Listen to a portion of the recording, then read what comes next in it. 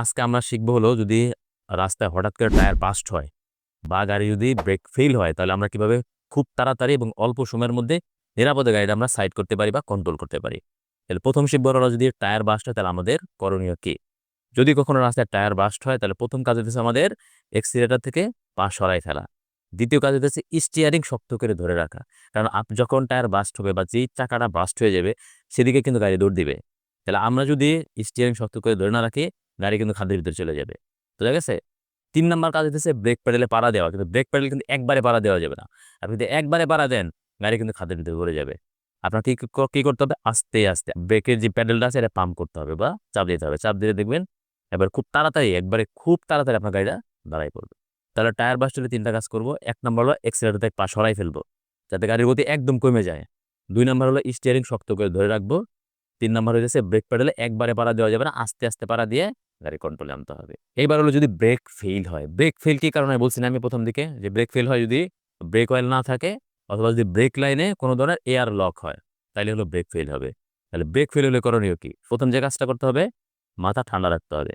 ২ number কাজ হচ্ছে আপনার এক্সিলারেটর থেকে পা সরাই ফেলবেন। ব্রেক ফেইল হয়ে গেছে। আপনি এক্সিলারেটর পাড়া দিয়ে রাখেন তাহলে কিন্তু গাড়ির স্পিড অটোমেটিক্যালি বাড়তে থাকবে। ৩ নাম্বার হইতেছে আপনার যে গিয়ার যদি অটো গাড়ি হয়, অটো গাড়ি হলে আপনার গিয়ার থাকবে সবসময় ডি তে। ডি থেকে একবার 2, 2 থেকে 1 মানে এল। মানে আপনি একবার ডি থেকে এল এ নিয়ে আসবেন। এল এ নিয়ে আসলে কিন্তু আপনার গাড়ির গতি অনেকটাই কমে যাবে। আর যদি ম্যানুয়াল গাড়ি হয় তাহলে যদি ৫ নাম্বার গিয়ারে থাকে একবারে ৫ নাম্বার গিয়ার থেকে আপনি ফার্স্ট গিয়ারে নিয়ে আসবেন। বুঝা গেছে? তাহলে কিন্তু গাড়ির গতি অটোমেটিক কমে যাবে। কারণ ৫ নাম্বার গিয়ারের গতি হলো আপনার প্রায় ৮০ র উপরে। ১ নাম্বার গিয়ারে যখন আপনার গাড়ি চলে আসবে তখন সর্বোচ্চ গতি কত আপনার? ১০ থেকে ১৫। এরপরের কাজ হলো আপনার ব্রেক প্যাডেল তো কাজ করতেছে না। কাজ করতেছে? তাহলে আপনি ব্রেক ধরবেন কিভাবে? আপনার যে হ্যান্ড ব্রেকটা আছে না? হ্যান্ড ব্রেকটা আস্তে করে উঠাবেন আর নামাবেন, উঠাবেন আর নামাবেন। একবার যদি আপনি উঠাই ফেলেন, তাইলে কিন্তু গাড়ি পিছনের চাকা লক হয়ে অ্যাক্সিডেন্ট ঘটে যাবে। আপনাকে একবার উঠাইতে হবে, একবার নামাইতে হবে। আরেকটা কাজ করতে হবে আবার সেম স্টিয়ারিং শক্ত করে সোজা ধরে রাখতে হবে। এই কাজগুলো করলে কিন্তু আপনার গাড়ির গতি যদি আপনার গাড়ির গতি ৮০ ও থাকে, দেখবেন যে মাত্র কয়েক সেকেন্ডের ভিতরে একদম গাড়ি আপনার ১০-১৫ গতি চলে আসছে।